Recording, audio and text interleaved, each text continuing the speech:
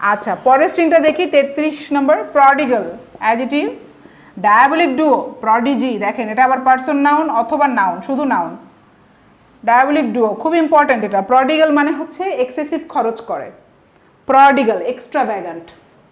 আর prodigy মানে হচ্ছে এমন একজন, দেখবেন না বল না he is a child prodigy. Mozart, Beethoven এরা কি ছিল? এরা প্রডিজি ছিল মিউজিক ইন্ডাস্ট্রিতে, অর্থাৎ পিয়ানো, ঠিক আছে, মিউজিকের ক্ষেত্রে ক্লাসিক্যাল মিউজিক স্পেশালি সবার আগে যে নামটা আসে প্রডিজি হিসেবে সেটা হচ্ছে মোজার্ট। সে কিন্তু যখন তার বয়স ছিল 5, হ্যাঁ আমার যতদূর মনে পড়ে, তখন থেকে সে কম্পোজ করে, যদিও ভালো হয় না, বাট তখন থেকে তার মিউজিক সেন্স ছিল। যখন তার বয়স 5, তাহলে 5 বছর বয়সে একজন পিয়ানিস্ট, তাহলে কি বলবেন তাকে? প্রডিজি, অর্থাৎ গিফটেড, এমন চমকপ্রদ কেউ যা অভূতপূর্ব, যেটা কখনো দেখা যায় না, খুবই রেয়ার, এবং ঐশ্বরিক কোনো ক্ষমতা আছে। অবশ্যই সে গিফটেড, না হলে সে 5 বছর বয়সে কিভাবে কি পারলো? এটাকে বলা হয় প্রডিজি। আইনস্টাইনকে আপনি বলতে পারেন প্রডিজি, তবে প্রডিজির ক্ষেত্রে ছোটবেলা থেকে যখন দেখা যায় সেটাকে আমরা প্রডিজি বলবো। আইনস্টাইন তো বড় হয়েছে, হ্যাঁ আপনি মোজার্টটা ভালো যায়, কারণ সে 5 বছর বয়স থেকে সে প্রকাশ পেয়েছে তার ট্যালেন্ট।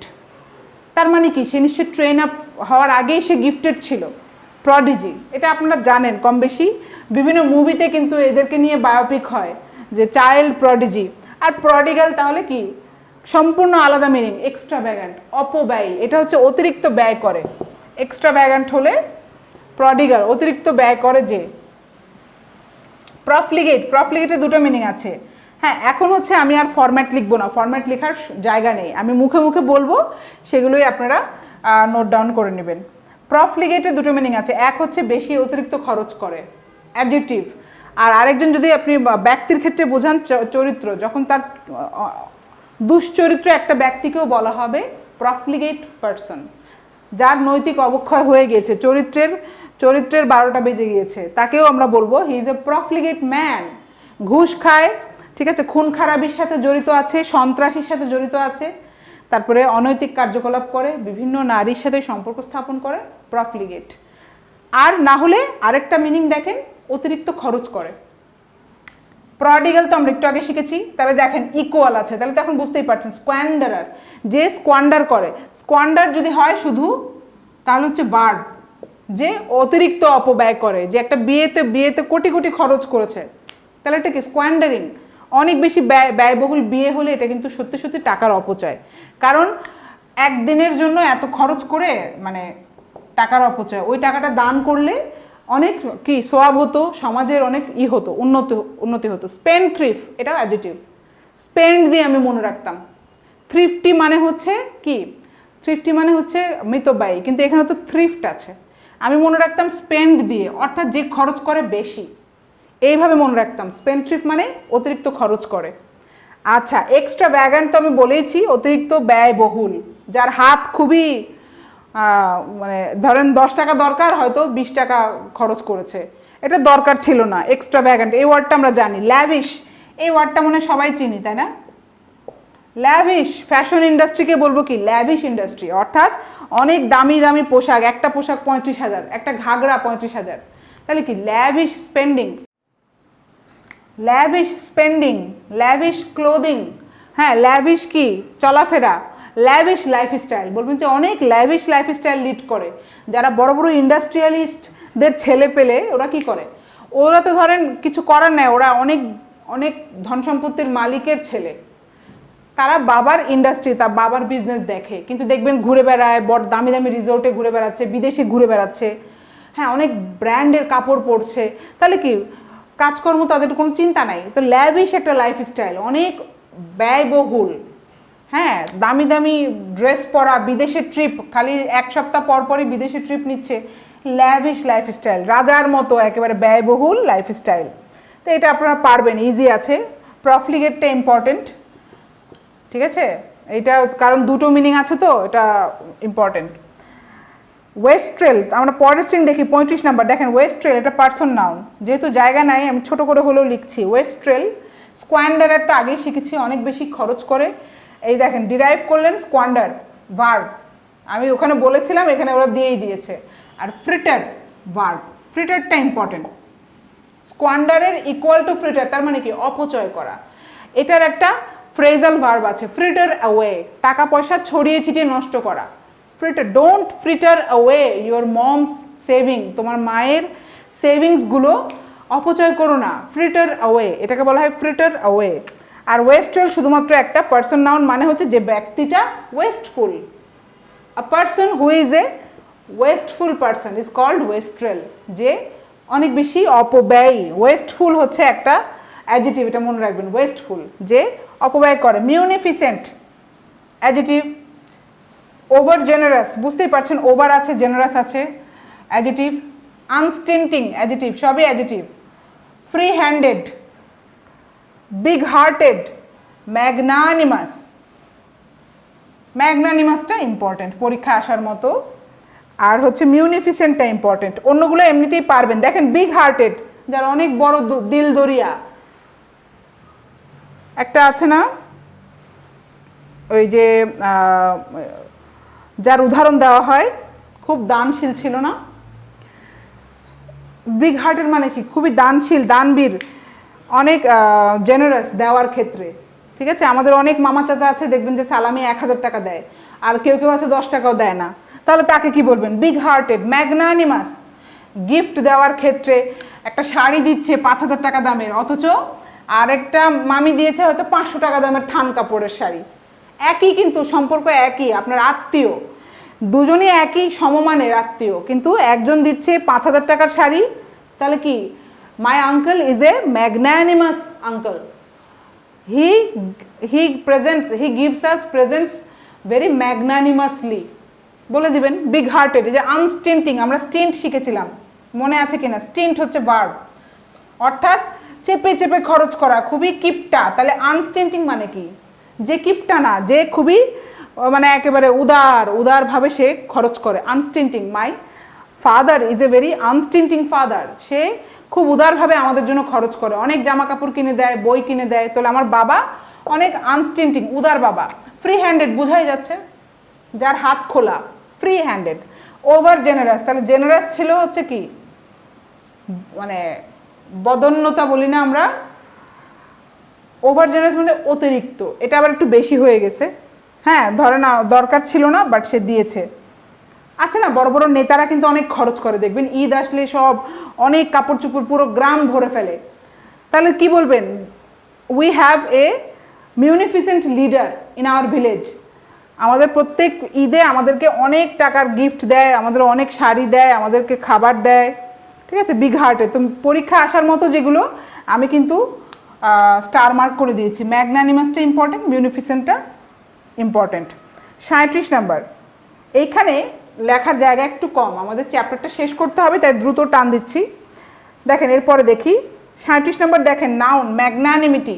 আমরা এর আগে কি অ্যাডজেক্টিভ শিখেছি ম্যাগনানিমাস, আপনাকে যদি নাউন জিজ্ঞেস করে সিম্পলি ম্যাগনানিমিটি। লার্জেস, এখানে দেখেন ইকুয়াল, লার্জেস কিন্তু নাউন। দেখেন সেকেন্ডারি ব্র্যাকেটে দেওয়া আছে টিপ এবং কামশ, আমরা দেখবো। এরপরে দেখবেন গ্র্যাচুইটি, নাউন, ইকুয়াল টু এই যে সেম ওয়ার্ড রুট গ্র্যাটিস, গ্র্যাচুইটাস। ইনগ্র্যাশিয়েট, অ্যাপনেজ। শুধুমাত্র ইনগ্র্যাশিয়েটটা মনে রাখবেন, এটা হচ্ছে অ্যাডজেটিভ, এটা কিন্তু নাউন না।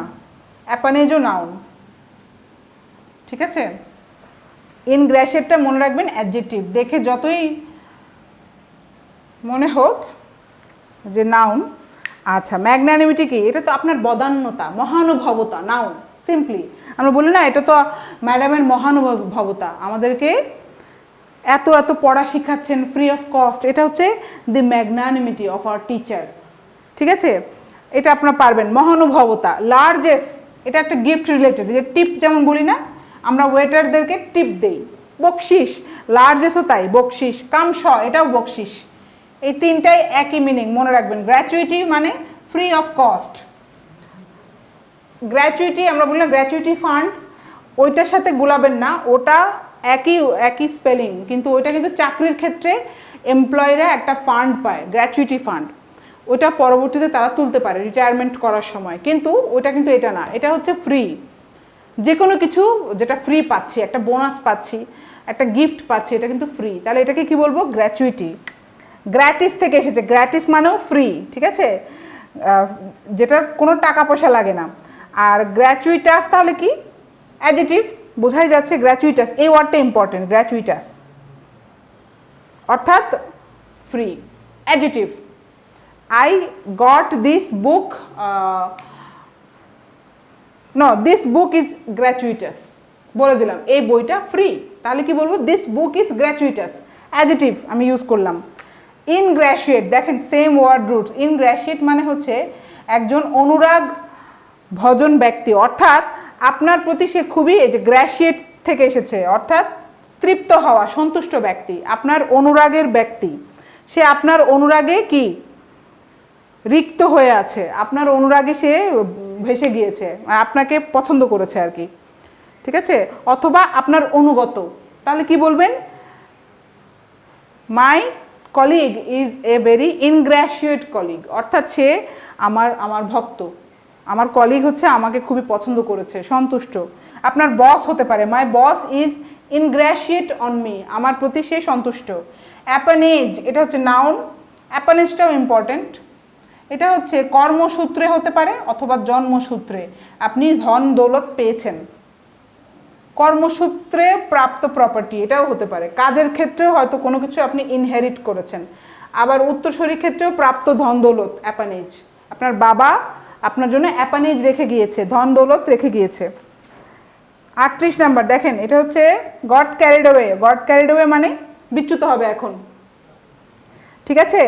অলট্রুইজম, অবশ্যই বিচ্যুত হয়েছে, মানি, অর্থের সাথে তো অলট্রুইজমের কোনো রিলেশন নাই, তাহলে দেখি ইকুয়াল টু, দেখেন ফিলান্থ্রপি হ্যাশ আছে, অর্থাৎ কি অ্যান্টোনিম, মিসান্থ্রপি, সিনিক্যাল, এই ওয়ার্ডগুলো ওরা ঢুকিয়ে দিয়েছে, কারণ দেখেন অলট্রুইজমটা দূরবর্তীভাবে রিলেটেড, অর্থাৎ যার অর্থের লোভ নাই, পরার্থপর, তারা হচ্ছে কি অলট্রুইজম প্র্যাকটিস করে, পরার্থপরতা, আমরা সবাই জানি এই ওয়ার্ডগুলো খুবই ইজি। ফিলান্থ্রপি, ফিলান্থ্রপি মানে কি, অন্যের তরে কাজ করা যেটা, ঠিক আছে। ফিল মানে কি ভালোবাসা, আন্থ্রপি মানে হচ্ছে মানুষের প্রতি ভালোবাসা। এই ওয়ার্ড ধরে ধরে শিখলে, যেমন দেখেন আমি আপনাকে ব্যবচ্ছেদ করে দিলাম, PHIL রুট থাকলে বুঝতে হবে ভালোবাসা রিলেটেড। আন্থ্রপি, আন্থ্রোপ মানে হচ্ছে মানুষ, মানব, তাহলে ফিলান্থ্রপি এমন একটা দর্শন যেটা হচ্ছে মানুষের প্রতি ভালোবাসা, সবার উপরে মানুষ সত্য, তাহার উপরে নাই, সেটা হচ্ছে ফিলান্থ্রপি। আর মিসান্থ্রপি, মিস মানে হচ্ছে খারাপ, নেগেটিভ একটা ব্যাপার থাকবে, মিসোজিনিস্ট অর্থাৎ নারী বিদ্বেষী, মিসান্থ্রপিস্ট হলে মানব বিদ্বেষী, আর এখানে মিসান্থ্রপি মানে মানব বিদ্বেষী, যার মানুষের প্রতি কোনো ভালোবাসা নাই। সিনিক্যাল, দেখেন রিলেটেড আছে সিনিক্যাল, সিনিক্যাল মানে হতাশাবাদী, তাহলে যার মিসান্থ্রপি আছে সেই তো হতাশাবাদী ব্যক্তি, মানুষকে, কোনো মানুষকে সে বিশ্বাস করে না, তাহলে কি he is a cynical person. এবং দেখেন রিলেটেড আছে মিসান্থ্রপি, খুব ইজিলি রিলেট করতে পারবেন আই হোপ। লাস্ট স্ট্রিংটা দেখি, এর মাধ্যমে আমাদের চ্যাপ্টারটা শেষ হয়ে যাবে। Last but not the least, got carried away legend আছে, অর্থাৎ গট ক্যারিড অ্যাওয়ে মানির সাথে কি এখন বিচ্যুত হবে। বেনেফ্যাক্টর, এটা হচ্ছে পার্সন নাউন, বেনেফ্যাক্টর বোঝাই যাচ্ছে যে লাস্টে ও আছে, বেনেফ্যাক্টর মানে একজন ব্যক্তি যে আসলে কি করে, বেনিফিট করে, অর্থাৎ ভালো কাজ করে। বেনিফিশিয়েন্ট, বেনিফিসেন্ট ইকুয়াল টু, এই যে দেখেন সেম ওয়ার্ড রুট, এই যে বেনে হচ্ছে ওয়ার্ড রুট, এখানে রুটটা বেসিক্যালি বেনে, বেনে মানেই হচ্ছে ভালো কিছু, উত্তম কিছু, ঠিক আছে। এটার অপোজিট হচ্ছে বুন, বেন, বেন, বেন হচ্ছে নেগেটিভ কনোটেশন, আর বেনে, BENA হচ্ছে পজিটিভ কনোটেশন। তাহলে কি বেনে রিলেটেড যা থাকবে দেখবেন যে ভালো কিছু রিলেটেড, এই যে বেনিফিসেন্ট এটাও খুব ভালো, বেনেভোলেন্ট এটাও ভালো, মহান কোনো কিছুর সাথে রিলেটেড। বেনেডিক্টরি দেখবেন এরকম অনেক, বেনে দিয়ে ওয়ার্ড রুট ধরে অনেক আছে। বেনিফিশিয়ারি, দেখেন বেনে হচ্ছে রুট আমাদের, আর বেনেফ্যাকশন, তাহলে ফরম্যাটটা কি, এটা হচ্ছে পার্সন নাউন, বেনিফিসেন্ট হচ্ছে অ্যাডজেক্টিভ যে সুবিধাভোগী, বেনেভোলেন্ট অ্যাডজেক্টিভ, এটা হচ্ছে বলে না বেনেভোলেন্ট, এই টিউমারটা বেনেভোলেন্ট। বেনেভোলেন্ট মানে কি, ক্ষতি করবে না, ভালো করবে, কোনো ক্ষতি করবে না। বেনেভোলেন্ট মানে যে অন্যের ভালো করে, আমরা জানি যে he is a benevolent man, অর্থাৎ সে সমাজ সেবা করে, খুবই ভালো একজন ব্যক্তি। বেনিফিশিয়ারি হচ্ছে কি এটা অ্যাডজেটিভ প্লাস নাউনও হয়। আমরা দেখি না বেনিফিশিয়ারিকে, নমিনিকে, ব্যাংক অ্যাকাউন্ট খুলতে গেলে দেখবেন বেনিফিশিয়ারি, অর্থাৎ তার অবর্তমানে এই টাকাটা ভোগ করবে কে? বেনিফিশিয়ারি। যে কোনো কিছু সুবিধাভোগীকে আমরা বেনিফিশিয়ারি বলবো। চাকরির ক্ষেত্রেও হতে পারে যে এই পেনশনের টাকাটার বেনিফিশিয়ারি হচ্ছে কে? চাকরিজীবী। বেনিফ্যাকশন, এটা নাউন বোঝাই যাচ্ছে, the act of doing good, ভালো করার যেই অ্যাকশনটা সেটাই হচ্ছে বেনিফ্যাকশন। আমরা যদি জানি বেনিফ্যাক্টররা কি করে? বেনিফ্যাকশন করে, সমাজের কল্যাণ করে, কল্যাণকর কাজ। ঠিক, that's it for this video. অনেক চাপাচাপি করেও হলেও আমরা এই ভিডিওতেই চ্যাপ্টার শেষ করে দিয়েছি। আমরা নেক্সট চ্যাপ্টারে দ্রুত যেতে হবে, সেটা হচ্ছে ওয়ার। নেক্সট চ্যাপ্টার হচ্ছে যুদ্ধ, যুদ্ধ রিলেটেড সব ওয়ার্ড আমরা শিখবো। এখানে চ্যাপ্টার ধরে আপনাদের ভিডিওগুলো দেওয়া হবে, আপনার জন্য প্র্যাকটিসের সুবিধা হয়। ঠিক আছে, ভালো থাকবেন সবাই। আসসালামু আলাইকুম। আসসালামু আলাইকুম, আমি শাহরিয়ার মামুন আপনাদের সামনে হাজির হয়েছি বাংলাদেশ অ্যাফেয়ার্সের লিখিত কোর্স নিয়ে। আপনারা জানেন যে বিসিএস পরীক্ষায় বাংলাদেশ অ্যাফেয়ার্সের লিখিত পরীক্ষা হয় 200 মার্কসের উপরে, এবং এই টোটাল যে কোর্সটি এটির অধ্যায়ভিত্তিক আলোচনা করা হয়েছে। এবং আপনারা যদি এই কোর্সটি কোনো বই পুস্তক থেকে করতে চান বা বই ফলো করে করতে চান, সেখানে যে পরিমাণ বা যে কয় টাকার বই আপনার কেনা লাগবে তার থেকে অনেক বেশি সুলভ মূল্যে আপনারা কোর্সটা পাচ্ছেন। আর এই যে বাংলাদেশ বিষয়াবলী, এটা শুধু রিটেন নয়, ভাইবা পরীক্ষার জন্য, যে কোনো ভাইবা পরীক্ষার জন্য এটা গুরুত্বপূর্ণ। কারণ আপনি বাংলাদেশের যে কোনো চাকরির পরীক্ষায় ভাইবা দিতে গেলে আপনাকে কিন্তু বাংলাদেশ অ্যাফেয়ার্সের উপরে প্রশ্ন করা হয়। আপনাকে যদি মুক্তিযুদ্ধ থেকে প্রশ্ন করা হয় সেটা বাংলাদেশ বিষয়াবলীর বিষয়, সংবিধান থেকে যদি প্রশ্ন করা হয় সেটাও বাংলাদেশ বিষয়াবলীর বিষয়, বাংলাদেশের পররাষ্ট্রনীতি বা নদ নদী খালবিল যেখান থেকেই প্রশ্ন করুক না কেন সবই কিন্তু বাংলাদেশ বিষয়াবলীর বিষয়। তো কাজেই এই যে অধ্যায়গুলো রয়েছে, এই অধ্যায়ভিত্তিক আলোচনা আমি আমার এই কোর্সে করেছি, এবং আপনারা অবশ্যই এই কোর্সটি করলে উপকৃত হবেন। আমি মনে করছি যে সুপার 30 থেকে যে কোর্সটি লঞ্চ করা হয়েছে এটা আপনারা সকলেই করবেন, এবং লিখিত পরীক্ষায় একটি ভালো মার্কস আশা করবেন বলে মনে করছি। এছাড়া কোর্সটা তো থাকছেই, এই কোর্সের পরবর্তীতে আপনাদের কোর্স করার পরে যেসব প্রবলেমগুলো থাকবে সেগুলোও মাঝে মধ্যে আমি লাইভে এসে সেগুলো সলভ করে দিব, এবং পরীক্ষার আগে অবশ্যই আপনাদের মডেল টেস্ট পরীক্ষা দেওয়ার সুযোগ থাকছে, এবং সে খাতাগুলোও কিন্তু আমরাই দেখব। কাজেই একটি কমপ্লিট প্রস্তুতি, অর্থাৎ ভিডিও ক্লাস, সেই সঙ্গে সলভ ক্লাস এবং মডেল টেস্ট পরীক্ষা, এইগুলোর মাধ্যমে আপনার প্রস্তুতি সম্পূর্ণ করে দিতে আপনার পাশে আছি আমি এবং সুপার 30। আশা করি আপনারা উপকৃত হবেন।